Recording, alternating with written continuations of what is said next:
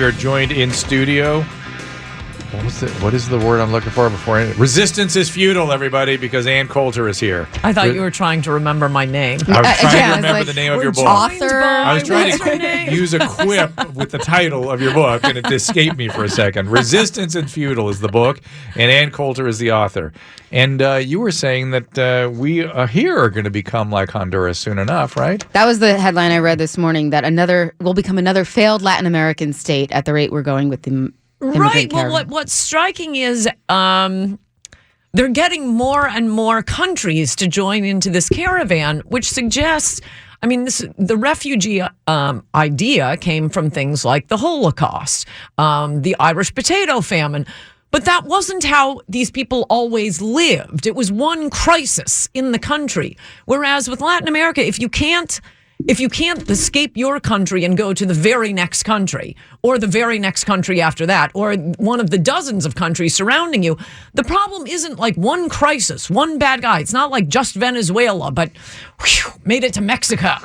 Oh, fantastic. I'm in El Salvador now. Things are going to be great. No, at some point you have to realize the problem isn't the country. The problem is you. And when you all come here in these huge numbers, and we don't even forget assimilation. It's like a hate crime to try to assimilate. You can take small numbers of people from dysfunctional cultures and assimilate them into a successful culture, i.e. our culture. But if you're just bringing in, as we are, not only through illegal immigration, but illegal immigration, all you're doing is bringing these failed states here. I mean, you see it in this state, as we were just discussing. And the people during the break. the people that organized this caravan, the latest one to come up through Honduras, was organized by these left-wing Honduran activists who want to send a message to their own country that things are no good here, so we are leaving. And they're not stopping in Mexico. They're not stopping in Guatemala. They're not interested in doing that, and that's why they're ending up in our doorstep. And Dr. Drew and I keep banging our heads together. Why aren't we putting a bit of pressure on our Mexican neighbors to say, do a little something? Or why isn't it a multinational humanitarian crisis? Right. And in the meantime, who's providing the water, the food, the sanitation, the medical care for these people? That's a lot of money across a long period of time. Right. And people go, oh, there are people contributing along the way. 7,000 people. You could walk through Beverly Hills and get enough toothbrushes to cover the 7,000. Right. So what's going on? Who's doing that? Part of it very is that, expensive.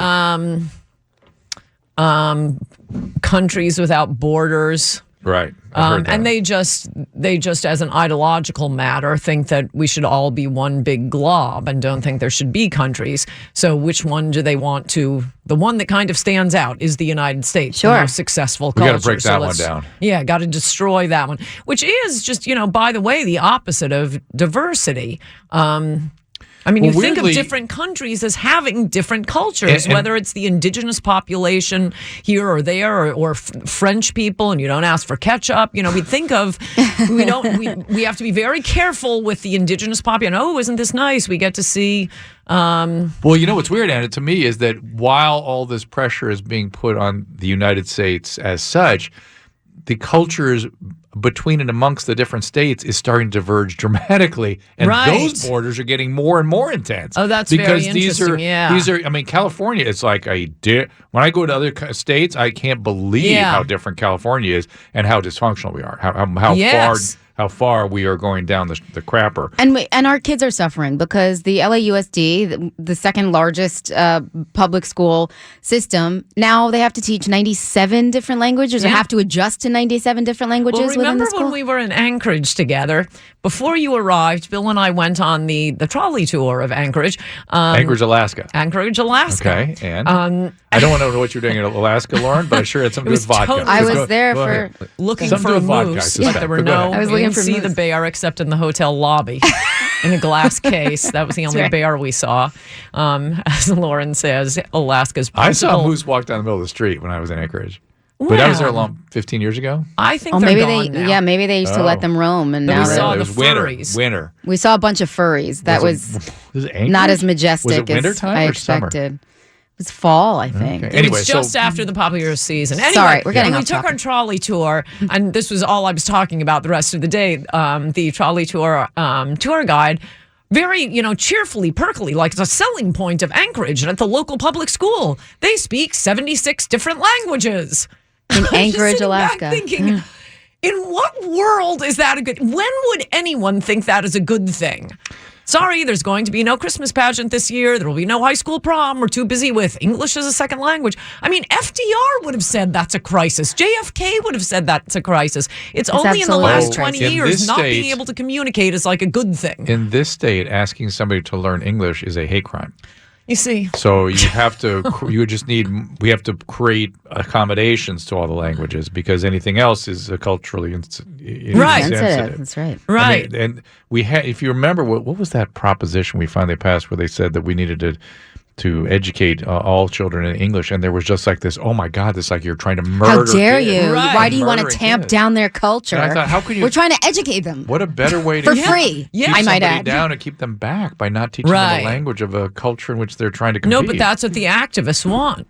They want them kept held down, held back, so that they have this mob that will vote for them, that will come out to the barricades, that will protest anything they want. They can lead them around by the nose. It's good for the activists. I want to know what model they're working off of. I want to know, like, in their grand scheme of things, they want no ICE, no borders. We let everybody in. They're all allowed to keep to their own cultures. No one has to assimilate to everything. In what? Who operates? What country operates like that? Well, where are they looking to for a wonderful example of what they see as utopia? My question to that country would be, who does air traffic control? If nobody speaks English, who does the air traffic control? That's all my concern is. How do we get planes up and off the ground here? Well, I think you have some portion of the left that has always just really hated America. They were anarchists, communists. They just hate America. That isn't your average, or certainly doesn't seem to be the average elected Democrat. And then the average elected Democrat just sees a lot of the third world pouring in, more votes for us. And then I think there's an extra element now, since Trump has been elected, where it's just whatever Trump is for, they are against. Because it wasn't that long ago that Dianne Feinstein, Harry Reid, Obama himself were criticizing anchor babies, illegal immigration, so on and so forth. At this point, the resistance has gone so mad. I think we could get them to come out for pederasty if we told them Trump is against this. What do you think? Are there Democratic leaders that you have respect for?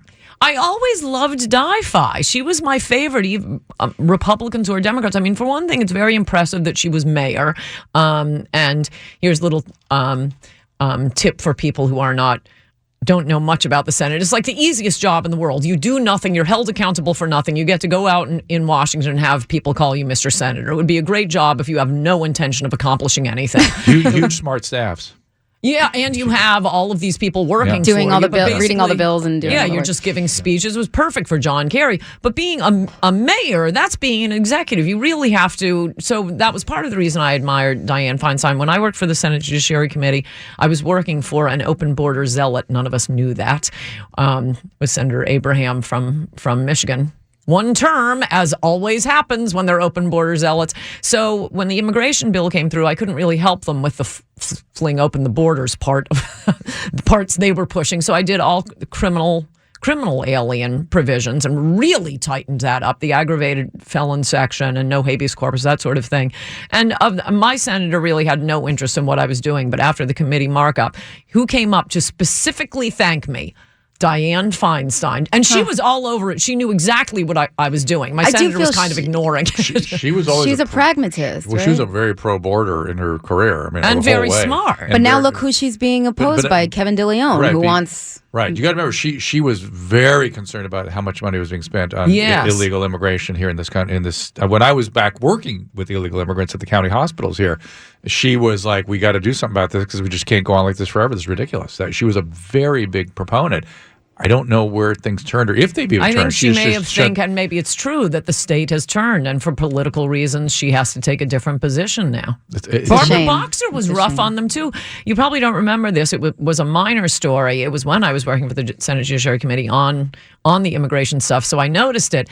But it was after the Rodney King beating, and they were trying to turn, 2 years later, they were trying to turn in some Border Patrol whacking some illegals down at the border into the next Rodney King because somebody had gotten it on video. And who goes to the Senate floor to defend the Border Patrol Barbara Boxer and Dianne Feinstein. Interesting. What do you think of Chuck Schumer these days?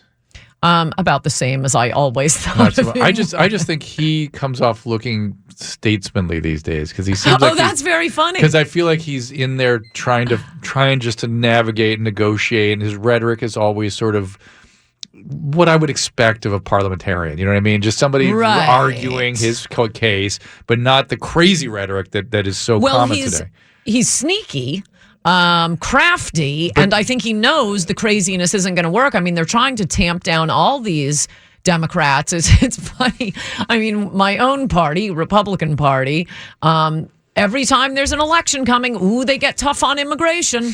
Suddenly, Kevin McCarthy is introducing a bill, and the Democrats at least say nothing about immigration. So my everybody moves to the right on immigration before in an election year. If only they'd follow through. I mean, they know it proves that politicians. Sorry, this is kind of an obvious point. Are lying because it proves they know what the public wants. Otherwise, they wouldn't lie to us when an election is coming. What do you think of the bomb thing going on? I think there is a minuscule chance that it is a right winger. It would be historically anomalous. That's really all I can say. We don't know who's done this, but in general, the bombs throughout history have been left wing affairs. My side does not get particularly violent. Tim Very McVeigh rare. wasn't a left winger. Wasn't a right winger either. And that was he an anarchist?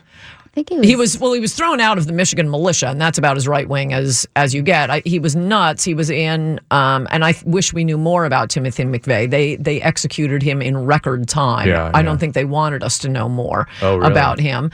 But he had, hooked up with Arabs during Desert Storm. I think that goes a little bit in the. We don't really know. Like Las Vegas, they just won't tell us. Well, we don't really know what that guy. Eric, that's Rudolph what I mean. Too. We don't know. But if you were betting, if you put some money down, maybe we should take some of that money there. That Uber Your Uber money. and make a bet. Also, I think it's suspicious that they didn't. Not suspicious, but also not right wing that they didn't go off. We spoke to an FBI analyst who was saying that it could be an Iranian operative, could be a Chinese operative, could be the Russians do stuff like this all the time. At the moment, it could be anyone. I do think the one thing I feel fairly confident of that this is something that the FBI is going to solve pretty quickly. Seems like it. Yeah. Yeah. Well, there's plenty of material, right? Well, he said one of the things could be somebody named, Ivanovich, who just took off afterwards, left lots of material behind, didn't care because he's fading out into Russia. Though it looks like the fact that none of them had material that would have blown up. We don't know so far. Yeah. Okay. Maybe. They're being a little coy about that. Okay. Yeah. And none of them did blow up. None of them did blow up. It looks like it looks to me like false flag trying to distract from something that I think actually has. Since none of the bombs went off, I should say, if the bomb had gone off, any of them, it would be totally different matter. But right now, it's just a scary package that looks like a bomb. I think seeing people surround Ted Cruz, Kirstjen Nielsen, Sarah Saunders, Huckabee, I think that has more purchase with the average person. You can imagine sitting in a restaurant and having screaming lunatics standing right there screaming, shame, shame, fascist, shame. But that is what we've been talking about all week. The fever pitch of the rhetoric right now has gotten so insane and so out of control that, these people can't eat at a restaurant without getting screamed at or, mobs following them. The Kavanaugh hearings, they were followed through the halls of the Senate. But also, we have the president up there kind of lighting a flame under all of this. He's not doing a lot to tamp down the rhetoric. It's not his side that's doing any of this. And I will give you a chance to answer that question, but I'm going to do it after a little break here, all right? And I also want to talk about the caravan. We got to talk about that. 800-222-5222 is our phone number. Lauren Savant, Dr. Drew, we've got Ann Coulter in here. The book is Resistance is Futile, and this is Midday Live. It is Midday Live. Lauren Savant, Dr. Drew, Ann Coulter is visiting. The book is Resistance is Futile. And let's take a little call here. Oh, you were supposed to answer Lauren, though, before I do go to call. Do you remember what she's asked of you? I don't. It was a good question. Well, she needs to be here to respond to me saying, I don't think it has anything to do with Trump's rhetoric. I mean, part of it is. I think she figured you might say that. Yeah, but part of it is, okay, she's back now. I'm responding to your point about Trump ginning up the crazies. First of all, none of it seems to be coming from Trump supporters. It's not Chuck Schumer being surrounded in a restaurant. It's not Nancy Pelosi being, except with our Cuban friends. Another issue on a different culture. When I first heard about some alleged Republicans, this was just recent, running at Nancy Pelosi, yelling communist, I thought the same thing my inclination is with the alleged bombs that aren't going off.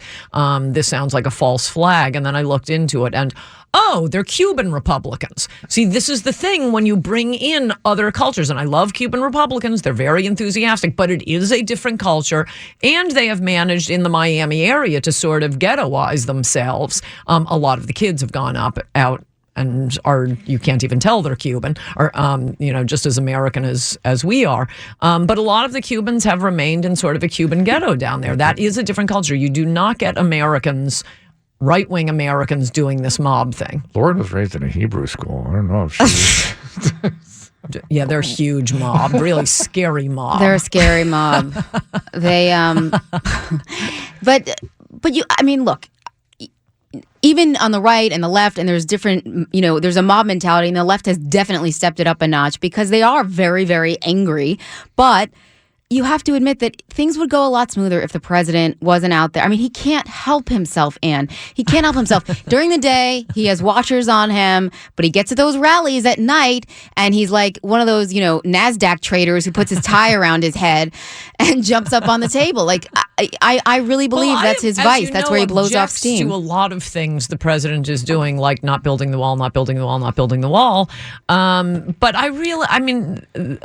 the rhetoric, no, not at all. When people are laughing, when he talks about fake news, when he points out to the reporters, everyone's laughing and having a good time. It is not an incitement to violence. And like I say, the proof is in the pudding. It does not, in fact, incite violence. When he's patting a guy on the back who assaulted a reporter at one of those rallies. I loved that. It's not hilarious if you're a reporter, Ann. And there, he was an obnoxious reporter. But that kind of thing does incite violence, or at least it celebrates it on some level. It really doesn't. Not when you have...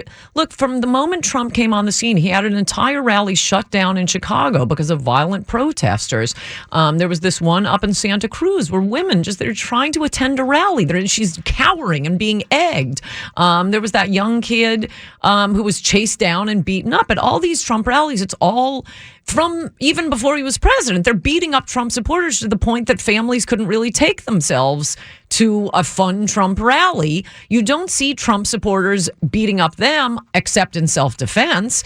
Even in Charlottesville, it was the alleged white supremacists. Some people just cared about the statues being torn down. Trump was absolutely right about that side. Some people didn't even know who Richard Spencer is. They don't want Confederate statues being torn down. We're going to have to leave with the Confederate statues and pick it up in a minute. We're going to have to pick it up in just a second. We take your calls at 800-222-5222. The other voice here is unmistakably Ann Coulter. The book is Resistance is Futile. It's Lawrence Vaughn and Dr. Drew. This is Midday Live. It is Midday Live. We're speaking with Ann Coulter. Her new book is Resistance is Futile. Who is the futility? Resistance to whom is futile? To the Emperor God Trump, who is so fallen short of the Emperor God label. But yeah, if Democrats are kind of following my advice for the midterms, but I think that's the only way they could beat him in 2020 is to go after him for... my objection to the horseface stuff isn't that horseface isn't funny. I think it's hilarious, and he's not ginning up any violence, which I'll go back to if you'd like. I wrote a book on mobs and how it has always been from the left, from the anarchists and the communists and the Haymarket rallies up to the Weathermen and the anti-war bombings, the Earth First. All of the environmental, lot of violence from the environmental types, the Seattle, the World Trade Organization. None of these are right-wing. Every presidential assassination attempt in U.S. history, if it was political, some of them are just crazy. They think they're, King Richard III right. And the president owes me money. Okay, we're leaving those aside. And you had your own experience with Antifa. Well, for 15 years, I've had liberals mobbing me. I was out at... Shutters one time with, it wasn't a big deal. It's just the contrast. A liberal can walk any place. Michael Moore is perfectly safe but at the Republican National Convention. The nest of the liberal elite at Shutters. Well, I go there. I like it. It's a fun restaurant. And I went with my usual crew, which include some liberals, one of whom was Lawrence O'Donnell.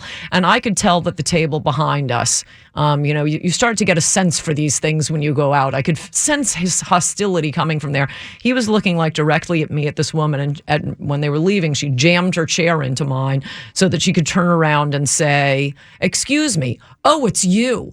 I take it back," or something like that. And for the rest of the dinner, hilarious. O'Donnell was saying, "Does this happen to you a lot? Because this would never happen to me." And it is true. Michael Moore can walk any place. I can't. And this has been true for a long time. Because the violence, the danger comes from the left. I think it's gotten worse now again. I mean, it's almost like an anti-war movement has risen up against Trump. So when Trump, tells jokes, when the audience is laughing, I mean, if anything, it's allowing people to blow off steam. You don't have right-wingers, except in self-defense, responding with violence. You never have. So it's far more irresponsible for liberals to be ginning up their side with violent rhetoric, as Maxine Waters and even Tim Kaine did, and Hillary saying, "Oh, we'll have peace as long as we're in control." They're talking to a population of people that has an instinct for violence to begin with. I think the way to go after Trump, as I explained very clearly to the resistance in my book, is to point out that he's not keeping his promises. I mean, yeah, great. He can be our communications director from now until he dies. I think he's hilarious on Twitter. I love his rallies, but he never actually does anything. He should have taken my advice and picked Chris Kobach as his vice president. Chris Kobach could run the country, and Trump could tweet. Ryoga, got a comment? Oh, yes, I do. Ms. Coulter, honor to hear you on the air right now. And since you mentioned Antifa, I was at the event that you unfortunately were unable to make at Berkeley, and I've had run-ins with Antifa on many occasions. I've been assaulted by them, even though I consider myself a liberal, registered Democrat, but no longer consider myself a leftist, since the left really has shown themselves to be the violent side. And since we're discussing violence, and if indeed Trump is sparking up the rhetoric, I've noticed on the talk radio stations that I listened to today and the last couple of days, referring to the hoax, fake bombs that I'd like to call them. The people who've called in have used the terminology such as fascist, racist, dehumanizing comments towards Republicans and whatnot. And I believe that is what inspires people to come out and attack people with MAGA hats. We saw Candace Owens get assaulted at a restaurant. You've had issues at restaurants, or just out in public. Well, this is Rogie. You're raising the issue. Raising the issue it concerns me, which is that if you dehumanize, right, the tribalism is the first step, but then one tribe dehumanizes the other. How far is it before you take action against those people? Because they're not only not human, they're evil, right? And then you're sort of obliged to take action. Rigo is right, calling someone a fascist or a racist. Whereas right-wingers tend to think liberals are dumb, emotional, womanly, but not fascist, racist. I mean, that's how Antifa has defended itself, fooling, the geniuses Mitt Romney and Marco Rubio, who tweet out saying things like, "Oh, no, they're not the same because Antifa, they're anti-fascist." Anti-Coulter and Coulter in the house is Midday Live. It is Midday Live. Lawrence Vaughn, Dr. Drew, Ann Coulter in the house. We're looking, of course, reminding you about her book, Resistance is Futile. And we were talking about Megyn Kelly during the break. And I think everyone's in agreement about that one, that it was sad, it was unfortunate people lose their jobs over things that... I don't think she lost her job over that. And I wish it were made more clear. They wanted to get rid of her. She fits in the category from my perspective, of Scott McClellan, Cindy Sheehan, Newt Gingrich's lesbian sisters. You're thinking, what do all these things have in common? Correct. I am thinking that. The answer is, when you're perceived as on the right, but willing to attack the right, oh, liberals love you. And Megyn thought, they really like me. They really, really like me. No, they never liked you. As soon as they have used you, they will spit you out. Remember Scott McClellan? He was my favorite because he was such an idiot. He was the George Bush press secretary. Oh, yeah. And he was a moron. It was stupid for Bush to hire him. He was like a friend's son, utterly retarded.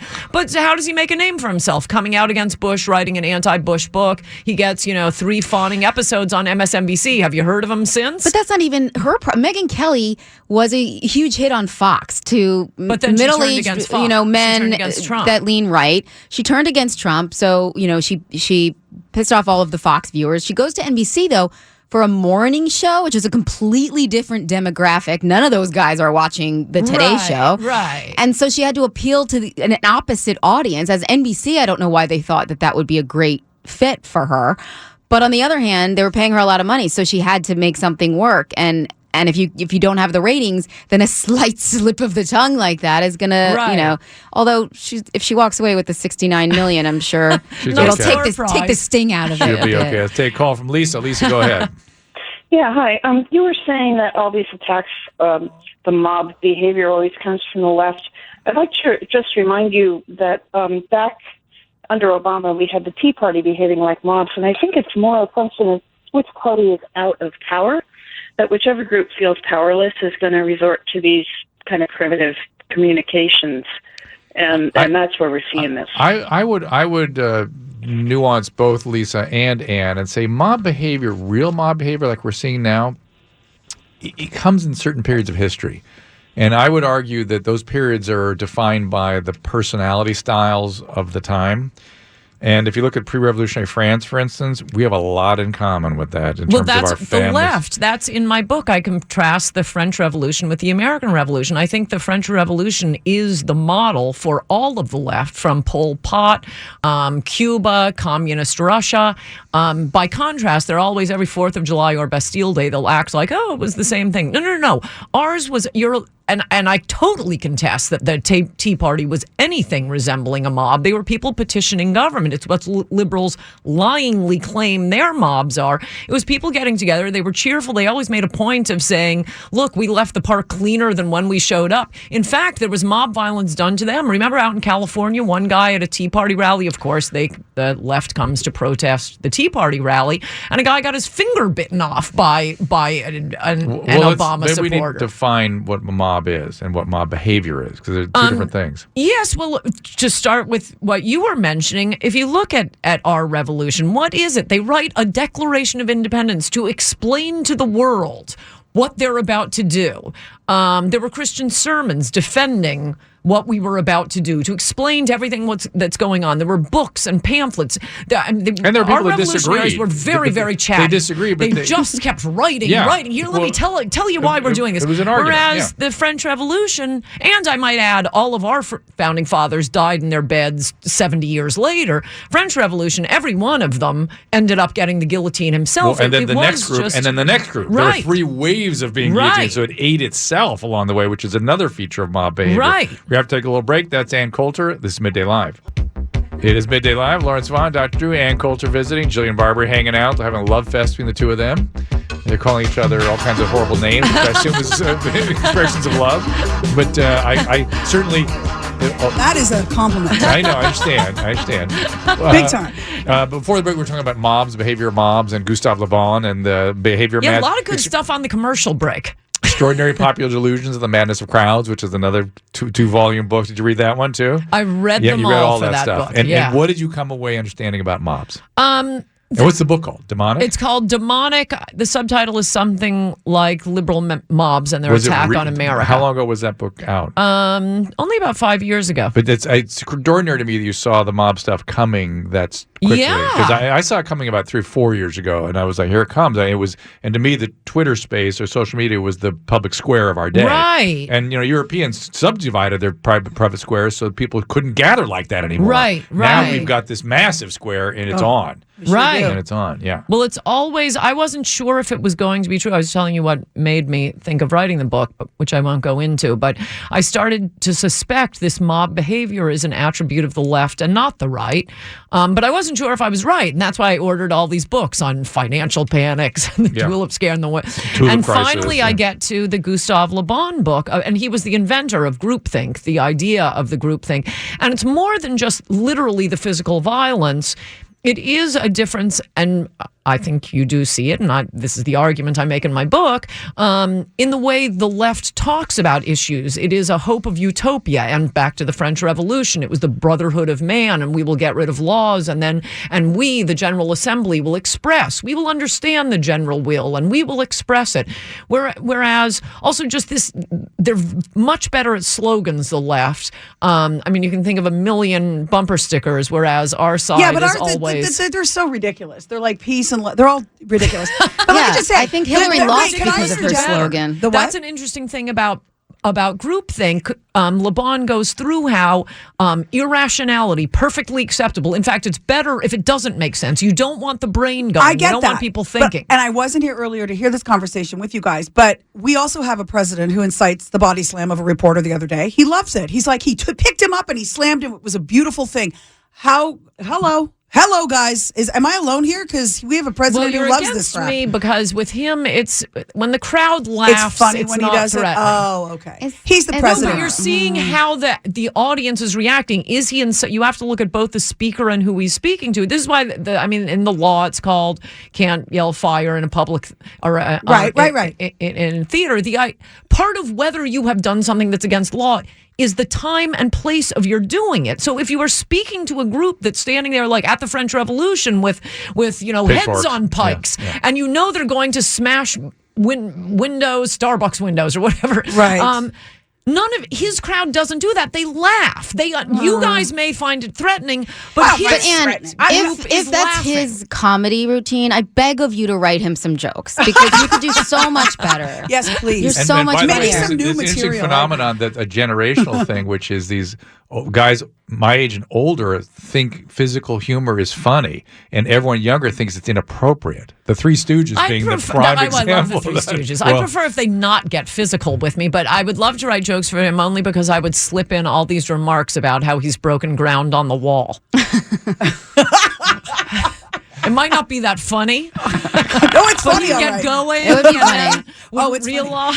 He may as well. I mean, he said so many things that aren't true.